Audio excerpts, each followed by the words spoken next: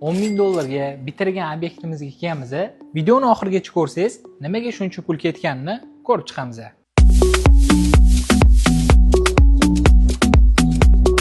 MDF bo'lish kerak bo'lgan joyga 8 mm dagi bambuk panellarimizni qo'yib berganmiz.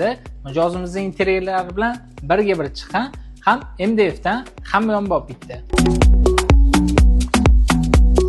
Bu zonamizda ham mijozimizning security eshiklarni bambuk panel bilan opshipka qilib berganmiz. Ko'rishingiz mumkin, ichlari bilan to'liq bo'lgan.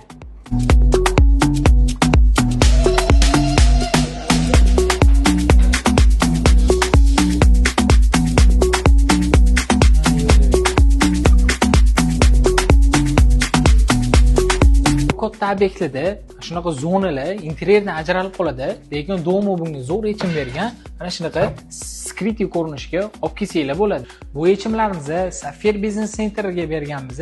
Agar sizlarga ham shunaqa eksklyuziv yechimlar kerak bo'lsa, sizlarni Domo showroomlarida kutib qolamiz. Podpiska bo'lish esdan chiqmasin.